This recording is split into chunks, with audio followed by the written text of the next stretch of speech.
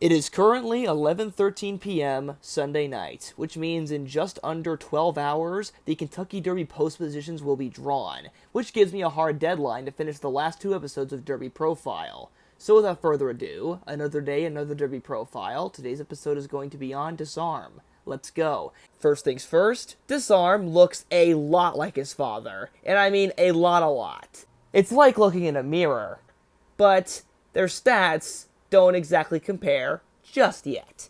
5 starts, 1 first, 2 seconds, 2 thirds, and earnings of $327,850. For the major races, just like his dad, he did run in the Louisiana Derby, but he did not win. But he finished good to be second. But this was not enough to get into the Derby starting gate on its own, so they ran him back in the Lexington Stakes, a race that was not really designed for him, but he finished just well enough to get into the starting gate. For highest speed figure, it's currently a flat 90. Not very fast or inspiring, but it came in a good performance in the Louisiana Derby that, while slow, actually shows a lot of character.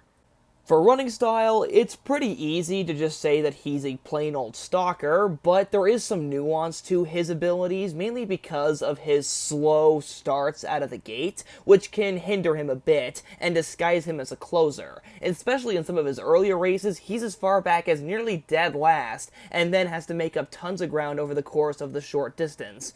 But when the races got longer, he benefited quite a bit, and was able to get closer to the pace a little bit easier because it wasn't a flat-out sprint. But on his best day, if he breaks well enough and is hustled, he will be a stalker about 5th or 6th, not right behind the leaders, but he still is a stalker by definition. For strengths, the pace, the distance, and the huge field are all going to be beneficiaries for him, as shown in his best performance by far, the Louisiana Derby, a race with a big field and a very slow pace. Not exactly conditions optimal to pass horses. Despite that, he picked off horses, including frontrunners like Jace's Road, but only lost to King's Barnes. So while it's not perfect, it proves that this sort of Kentucky Derby setup is not going to be a problem for him and might even be just what he wants. But on the other hand, I don't feel like his limitless potential is going to be fully realized by Derby Day, and it's going to take a bit longer for him to really show off his full power.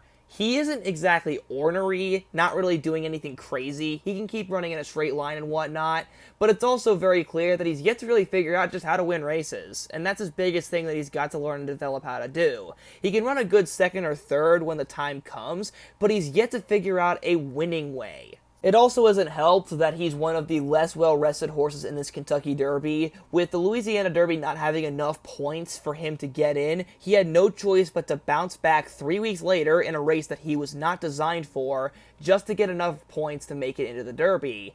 But he'll now have another 4 weeks to run in the Derby. So, 3 races in 7 weeks. Not impossible by any means, but it's certainly a bit worse than the other horses in this field.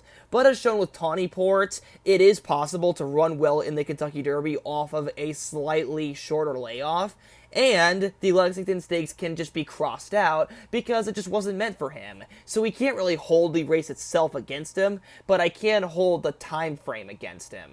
Overall, I think a good way to summarize it is that the Kentucky Derby is not always won by the best 3-year-old, but by the one that peaks at the right time, and Disarm is peaking not now, but will peak later in his career. So keep him in mind further down the road, but the Kentucky Derby is not going to be his moment in the sun. For that, I give Disarm a C+ grade. Hope you guys enjoyed this episode of Derby Profile, and see you guys next time.